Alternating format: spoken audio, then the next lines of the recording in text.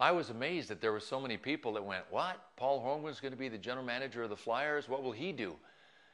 Paul Holmgren's one of the most understated, brilliant guys I know. I have such great respect for him, and I really believed in him and thought that he had what it takes to be able to get the job done.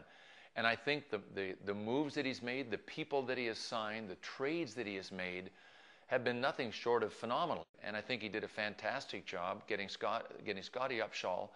Ryan Parent is not going to overwhelm people and catch their eye immediately, but he's a hockey player that's going to be in the NHL and be a valuable guy, more in a defensive role for many years. The draft picks that Paul Holmgren got, he was able to trade back to Nashville and did something extremely bright and extremely preemptive, and that was getting Scott Hartnell and Kimmo Timonen, both of whom were going to be unrestricted free agents, and sign them to long-term contracts before they even entered that July 1st date of entering free agency. It was aggressive. That's the way Paul has always been. It was extremely bright, and Paul Holmgren's IQ is second to none, but he doesn't go around boasting about it. The deal that he made with Nashville, both of them, unbelievable. And I will tell you this, that in 2 or 3 years from now, nobody has any clue what the salary cap is going to be. The salary cap may continue to rise. And if that's the case, Paul Holmgren didn't overpay at all. He just did something extremely bright. Danny Briere, to me, is a tape measure home run as a free agent signing.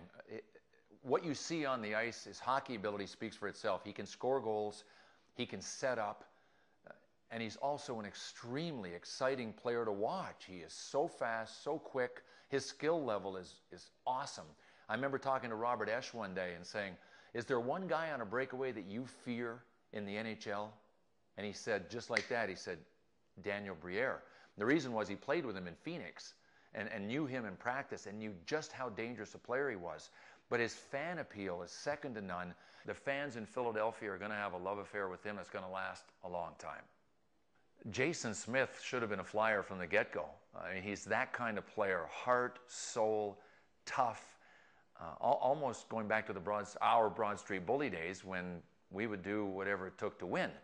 Fortunately for me, there were a lot of guys that did the heavy lifting so that I didn't have to, but Jason Smith doesn't ask anybody to do the heavy lifting. Just the fact that he was the captain of the Edmonton Oilers, and that's a proud franchise as well, but not only was he the captain, but he was the captain ahead of another guy named Smith, and that was Ryan Smith, who, by many people's standards, was part of the heart and soul of the Edmonton Oilers. And he's a right-hand shot, too. In a hockey sense, they're hard to find in the NHL these days. So when you add up the intangibles and the tangibles that Jason Smith brings to the ice surface and will bring to a Flyers uniform, he's an awesome acquisition.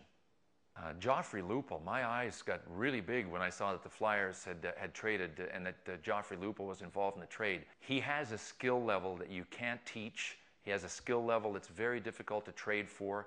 Things didn't go that well for him in Edmonton, but if you remember back a couple of years ago, he led the Anaheim Ducks in scoring in their playoff run to the conference finals. So he is one of the X factors for the Flyers this year. He can easily be a top 6 forward if he finds his game and refines his confidence and the desire to achieve as a member of the Flyers. He can be a top 3 forward and could actually lead the Flyers in goal scoring very easily. He is that talented. I think the Flyers goaltending is extremely solid. I've been a Martin Biron fan for years. I mean, he's good friends with Danny Briere. You talk about two guys that should have their own talk shows. I mean, they're just loaded with personality, great team people. But Marty Biron, the only reason he was not starting for the Buffalo Sabres over the last few years was Ryan Miller. And before that, it was Dominik Hasek. I mean, connect the dots there. This guy's a great player. And I'm a big Antero Niittymaki fan. Here's a guy that was playing hurt, had medical issues taken care of in the offseason. But I remember that this was the guy that brought a Calder Cup to Philadelphia when he was with the Phantoms.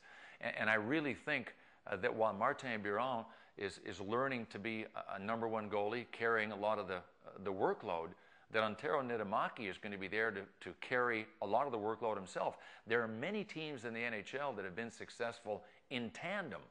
The San Jose Sharks of last season, for an example, when they had Vesa Toskala and Evgeny Nabokov sharing the workload.